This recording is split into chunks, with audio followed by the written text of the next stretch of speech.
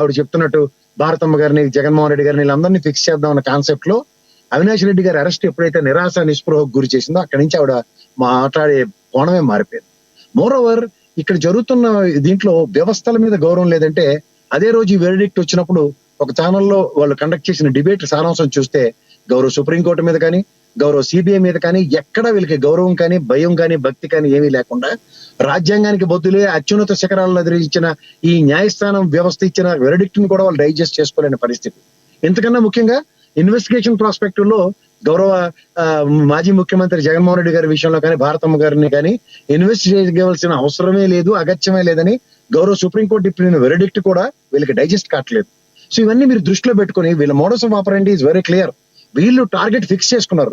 ఎవరినైతే వీళ్ళు ద్రోషుల కింద పెనట్రేట్ చేశారో ఆ పెనట్రేట్ చేసిన ప్రజలు వాళ్ళనే కన్విన్స్ అయ్యి వాళ్ళు అరెస్ట్ అయ్యేదాకా వీళ్ళకి నిద్ర పట్టట్లేదు. కానీ నిజానికి నిక్కచ్చిగా ఎవరెవరు ఈ రాజకీయ కోణాల్లో కాకుండా వేరే పర్సనల్ కోణాల్లో దీన్ని ఎస్టాబ్లిష్ చేసి మర్డర్కి లీడ్ అయింది అన్నది గౌరవ సిబిఐ ఆల్రెడీ కన్విన్స్ అయ్యి ఉంది. రేపు గౌరవ సుప్రీంకోర్టు త్రూగా వెర్డిక్ట్ వచ్చే సారాంశం మనందరం వెయిట్ చేస్తున్నాం. దీంట్లో మీరు జాగ్రత్తగా గమనిస్తే ఒక కోణం, ఒక న్యాయస్థానం పరిధిలో ఉన్న అంశాలని వీళ్ళు తనకు అనుగుణంగా రాకపోయేసరికల్లా మాట్లాడుతున్న విధానాలు కానీ, ఇవాళ సునీతమ్మ గారు వాళ్ళ నాన్నగారు వర్ధంతి రోజు ఆవిడ మాట్లాడిన విధానం కానీ, ఇది ప్రతి వ్యవస్థ తనకు నచ్చిన క్రానికల్ ఆర్డర్ లో ఎంక్వైరీ చేయడానికి ఎవరో లోకల్ పోలీసులో లేకపోతే మేనేజ్మెంట్ స్కిల్స్ ఉపయోగిస్తే జరుగుతుందేమో కానీ అత్యున్నత న్యాయస్థానం, అత్యున్నత సిబిఐ వ్యవస్థ వీళ్ళకి అనుగుణంగా ఇన్వెస్టిగేషన్ జరగడం అనేది rarest phenomena. That was happen till Jaiswal గారు రిటైర్మెంట్ దాకా. కానీ ఇప్పుడు అది జరగపోయేసరికల్లా వీళ్ళకి ఆకలింపు కావట్లేదు. దాని యొక్క పర్యవసానం, దాని తీవ్రతని ప్రజల్లో మళ్ళీ దాన్ని దృష్టి మలచడానికి, ఎందుకంటే 5 సంవత్సరాల పాటు దాన్ని వాడారు హూ కిల్డ్ బాబాయ్ అన్న అస్త్రాన్ని, అది ఎలక్షన్స్ కి లీడ్ అయింది కూడా. సో దాన్ని మళ్ళీ కంటిన్యూ చేయడానికి ఆడపిల్లలకి అన్యాయం జరిగిపోయింది హూ కిల్డ్ బాబాయ్ అన్న దగ్గర వీళ్ళకి ఇన్ ఫేవర్ గా వచ్చిన ప్రతి అంశాన్ని కూడా వాళ్ళకి మలుచుకోవడానికి విశ్వ ప్రయత్నం మీడియా ట్రయల్స్ త్రూగా జరుగుతుంది. మీడియా ట్రయల్స్ త్రూగా జరుగుతున్న దాంట్లో సముచిత న్యాయం జరుగుతుందా లేదా అన్న దగ్గర మీరు జర్నలిస్ట్ గా మీకు నేను చెప్పేటంత తోడు కాదు. మీడియా ట్రయల్ ఎంతవరకు పరిమితం అవుతుంటే కోర్టు కూడా వీటిని పరిగణలోకి తీసుకోదు. బట్ ఇక్కడ ఒక కాన్సెప్ట్ ఓరియంటెడ్ కాన్సెప్ట్ ఫిక్స్ చేసి మాత్రం ఒక మీడియా ట్రయల్స్ నడుస్తున్నాయి. ఇది ప్రజలు గ్రహించగలిగితే చాలు. రెండోది, ఈ డ్రగ్స్ కోణం అన్నది మీరు జాగ్రత్తగా గమనిస్తే డ్రగ్స్ కోణానికి సంబంధించిన దానికన్నా ముందు ఇందులో ఇంకొక సారాంశం ఉంది సునీతమ్మ గారి విషయంలో. ఈ ఇన్వెస్టిగేషన్ అథారిటీస్ ని ఇంత ప్రయారిటైజేషన్ చేసి ఆవిడ అడుగుతున్నప్పుడు వాళ్ళ అమ్మగారిని కానీ లేదా వాళ్ళ పిన్ని గారితో సమానమైన రెండో భార్య వివేకానంద రెడ్డి గారిని కానీ 164, 167 PR CRPS లు ఏమని ఇన్వెస్టిగేట్ చేసే ఒకసారి కనుక్కొని చూడండి. అందులో కళ్ళజోడు డబ్బా ఎక్కడ కొన్నారు, కళ్ళజోడు ఎక్కడ ఉందన్న అంశాలు తప్ప సునీతమ్మ గారి తల్లిని ఆవిడని కనీసం ఇంతకు మించి ఇంకో ప్రశ్న అడగలేదు. ఒక భర్తకి ఏ విధమైన ఏ కోణాల్లో తీవ్రత ఉంటుందన్నది భార్యకి కాకుండా ఇంకెవరికి తెలుస్తుంది. పోనీ మొదటి భార్యతో సఖ్యత లేదనుకుందాం, రెండో భార్యతో సఖ్యతగా మెలిగిన వివేకానంద రెడ్డి గారి విషయంలో ఆ అమ్మాయిని కనీసం కూడా పరిగణలోకి తీసుకోకుండా ఆ అమ్మాయి 167, 164 CRPS ఒకసారి పునఃపరిశీలన చేయగలిగితే, నా దగ్గర ఉన్నాయి కూడా మీకు ఎస్టాబ్లిష్ చేస్తా కూడా, ఎక్కడా కూడా ఆయనకి ఎవరితో అయితే ఎనిమినిటీ ఉందనో లేదా ఆయన ప్రవర్తించిన తీరుతెన్నుల విషయంలో కానీ ఎక్కడా ఆవిడని పోర్ట్రేట్ చేయలేదు. ఇది మీరు జాగ్రత్తగా గమనించండి.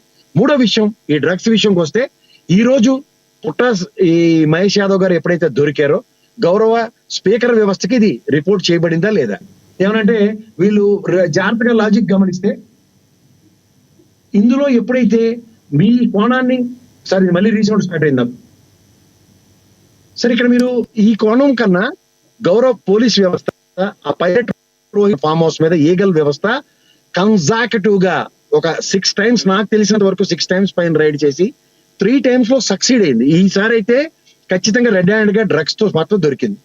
గౌరవ పార్లమెంట్ సభ్యుడు అయినప్పుడు అతనికి ఒక డెకరం ఉంటుంది. తను డ్రగ్స్ తీసుకున్నా తీసుకోపోయిన విషయం పక్క మాడదాం. ఆయన సమక్షంలో డ్రగ్స్ కన్జ్యూమ్ అవుతుంటే, ఒక మాజీ ఎమ్మెల్యే పైలట్ రోహిత్ రెడ్డి సమక్షంలో ఈ డ్రగ్స్ కన్జ్యూమ్ అవుతుంటే వాట్ ఇస్ దిస్?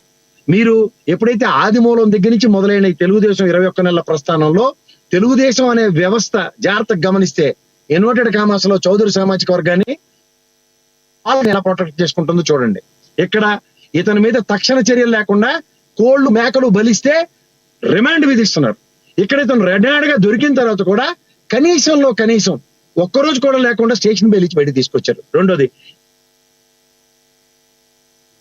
వెళ్ళి పాస్ పోసుకుంటే మంచినీళ్ళ కొలాయి పట్టుకుని నీళ్ళు తీసుకొచ్చి ఇచ్చాడు. అంటే రేపు పొద్దున చాలా కేటగిరికల్ గా మా వాడు అభస్వభావం తెలియనోడు కనీసం పాస్ పోసుకోవడం కూడా రానోడు అన్నట్టుగా పెనట్రేట్ చేస్తారు మనకి. మీరు ఇందులో ఇంకొక లాజికల్ క్రిటికాలిటీ ఒకటి ఉంది సార్. మీరు ఒకటి గమనిస్తే ఈ వ్యవస్థలో డ్రగ్స్ నిర్మూలిస్తామని 2027 మంది పైచీలుక డ్రగ్స్ తాగి తిని చచ్చిపోయారని చెప్పిన ఈ వ్యక్తి ఎవరు? ఈ పుట్ట మహేష్ యాదవ్ గారు ఎలక్షన్స్ ముందు ఒక ట్వీట్ ఉంది, జాగ్రత్తగా చూడండి. నెక్స్ట్ గౌరవ ముఖ్యమంత్రి గారు చంద్రబాబు గారి సమక్షంలో డ్రగ్స్ నిరోధించడానికి ఇతను ఇచ్చిన పిలుపు 100 రోజుల్లో మేము తక్షణ చర్యని. ఇవన్నీ చేస్తుంటే కంచె చేను మేసినట్టు గౌరవ పార్లమెంట్ సభ్యుడు అయినప్పుడు ఈ డెకరంలో ఇతను ఫస్ట్ పార్టీ పరంగా సస్పెండ్ చేశారా? ఇప్పుడు దీనికి పార్లమెంట్ ఏంటంటే ఒక జనసేన ప్రతినిధి వీడియోలో అతి దగ్గరలో రేపు రిలీజ్ అవుతున్నాయి. జాగ్రత్తగా గమనిస్తే మోడసభాప రండి, గమనించుకోండి. ఈ పుట్ట మహేష్ యాదవ్ కి ఏ ప్రాతిపదిక మీద స్టేషన్ బెయిల్ దొరికింది? రెండోది, ఇతనితో పాటు ఉన్న 5గురిని టెస్ట్ చేసిన దగ్గర 3 మీద ప్రూవ్ అయింది, 5గురికి ప్రూవ్ అయిందని దగ్గర వీళ్ళిద్దరికి, ఒక ఆడపిల్లకి ఈయనకి ఏ ప్రాతిపదిక స్టేషన్ బెయిల్ దొరికింది? ఆ జనసేన ప్రతినిధి ఎవరో చెప్పగలరా? ఆ జనసేన ప్రతినిధి చెప్తానండి. ఇది చూడండి, పనికిమాలిన విషయాల మీద ఉన్న శ్రద్ధ మీలాంటి వాళ్ళు కూడా పనికిమాలిన విషయాల మీద శ్రద్ధ కాదు సార్. పనికిమాలిన విషయాలు మాట్లాడింది ఎవరు? భలేవాళ్ళు జనసేన ప్రతినిధి అని మీరు చెప్పారు, ఎవరో మీరు ఏమైనా చెప్పగలరా అని అడుగుతున్నా. చెప్పగలం, ఖచ్చితంగా చెప్పగలం. అప్పుడు చెప్పలేమే, మేము ఎడ్యుకేషన్ జర్నలిజం చదువుకోవడమే. అవును సార్, పనికిమాలిన విషయాలని అడిగిన క్వశ్చన్ మీద సార్. ఇప్పుడు ఖచ్చితంగా వేస్తాను సార్, నేను ఖచ్చితంగా వేస్తాను.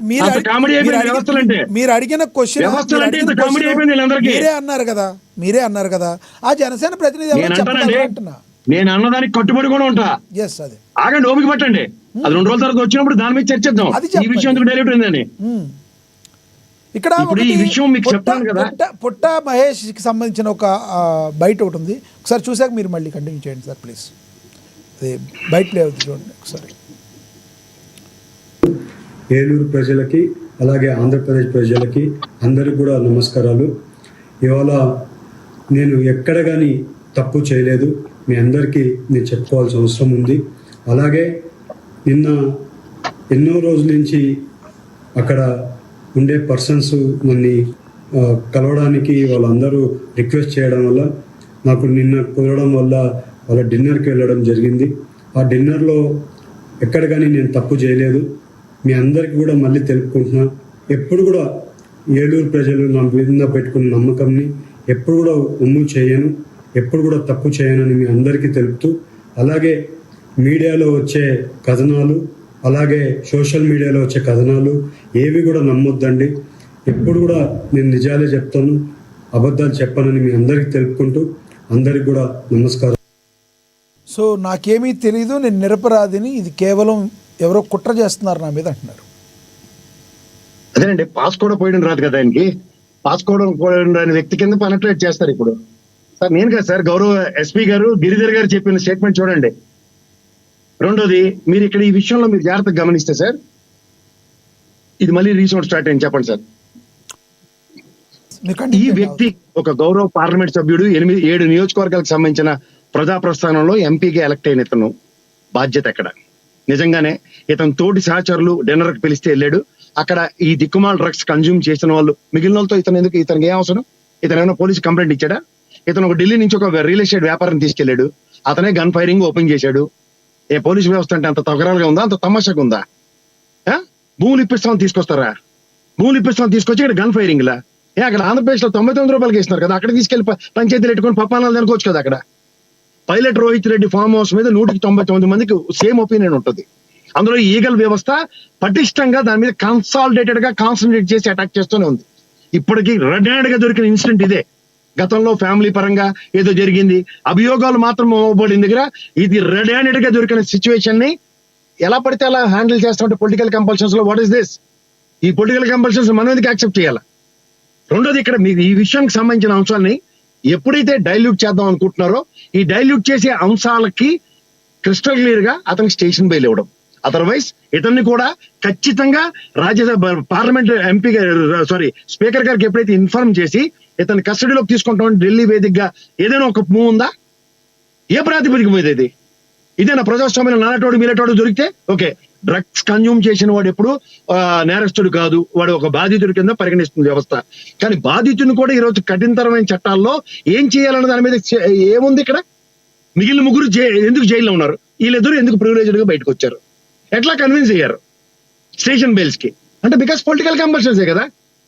గతంలో ఇదే అధికారి ఎవరు మన ఆయన పేరేంటండి, సబర్వాల్ గారు, అకుల్ సబర్వాల్ గారు ఇదే సినిమా ఇండస్ట్రీని, ఇదే పొలిటికల్ ఇండస్ట్రీస్ ని మొత్తం అంతా తీసుకొచ్చి ఏకదాటి మీద తీసుకొచ్చి టెస్టులు గిస్టుల దగ్గర స్పాన్ ఆఫ్ నో టైమ్ ఆయన ట్రాన్స్ఫర్ చేసేసారు. అంటే వ్యవస్థ ఇవాళ పొలిటికల్ కంపల్షన్స్ లో నలిగిపోతున్న పోలీస్ వ్యవస్థ కింద మీకు ఎందుకు కనబట్లే? అదర్వైజ్ వాళ్ళ పని ఈగల్ డిపార్ట్మెంట్ కన్సాలిడేటెడ్ గా అటాక్ చేస్తూనే ఉంది ఆ పల్లెట రెడ్డి ఫామ్ హౌస్ మీద. ఇప్పుడు దీన్ని తీసుకొచ్చి మార్కెట్ లో చర్చనీయాంశం. బీఆర్ఎస్ వాళ్ళు ఎప్పటి నుంచో చేశారు, ఇవన్నీ చర్చనీయాంశాలు అవుతున్నాయి మార్కెట్ లో, డిబేట్లలో. Is it right? మీరు ఇందాక మాట్లాడుతూ పుట్టా మహేష్ గురించి మాట్లాడుతూ మీరు ఒక సామాజిక వర్గం గురించి మీరు మాట్లాడారు. ఎందుకు అలా మాట్లాడాల్సి వచ్చింది సామాజిక వర్గం గురించి? తెలుగుదేశానికి సంబంధించిన సామాజిక వర్గం తెలుగుదేశం అయితే ఒక డిఫరెంట్ ఇన్వర్టెడ్ కామర్స్ లో మనం అందరూ చూడవలసి వస్తుంది. వాళ్ళ మీద ఏం చర్యలు ఉండట్లే. రీసెంట్ గా ఆదినారాయణ రెడ్డి గారి అబ్బాయి డ్రగ్స్ ను గంజాయి తీసుకుంటూ దొరికాడు. ఏది చర్యలేవి? ఇదే కోకటపల్లి పరిసర ప్రాంతాల్లో. ఏమండి మీరు కూడా జర్నలిస్ట్ గా చెప్పండి, చర్యలేవి? తెలుగుదేశం అనగానే ఒక డిఫరెంట్ యార్డ్ స్టిక్ తో మెజర్ చేయబడుతున్నాయి. ముఖ్యంగా కమ్యూనిటీ పరంగా ఇంకొక యార్డ్ స్టిక్ తో మెజర్ చేయబడుతున్నాయి. What is this? మిగిలిన వాళ్ళకైతే ఒక న్యాయం, వీళ్ళకైతే ఒక న్యాయమా? ఆది మూలం తెలుగుదేశం కాబట్టి చర్యలే లేవు. అక్కడి నుంచి మొదలైంది. గుంటూరు 2 ఎమ్మెల్యే చర్యలే లేవు. కోన రవికుమార్ గారు ఆవిడ ఆత్మహత్య సదృశ్యం, చర్యలే లేవు. ఎన్ని చెప్పాలి ఇలాంటివి? సార్ మళ్ళీ మాట్లాడతాం మీతో. ప్రసాద్ గారు, మనతోటి శంకర కృష్ణవేణి గారు ఉన్నారు, జనసేన నేత. ఆవిడతో మాట్లాడదాం. కృష్ణవేణి గారు నమస్తే అండి. నమస్తే అండి లక్ష్మీనాథ్ గారు, మీకు అలాగే కేఎస్ ప్రసాద్ గారికి, బండారు శ్రీకృష్ణ గారికి నమస్కారం అండి. అలాగే ఏఎన్ఎన్ వీక్షకులకు కూడా నమస్కారం. ఎస్, ఒకటి చెప్పండి కృష్ణవేణి గారు, ఏదైతే వైఎస్ సునీత గారు ఎవరైతే ఉన్నారో ఆవిడ సిబిఐ మీద కూడా వాళ్ళు తీసుకుంటున్న నిర్ణయాలు, వాళ్ళు ఏ రకంగా కేసు స్టడీ చేస్తున్నారో దాని మీద కూడా పెదవి విరచడం జరిగింది. తనకు న్యాయం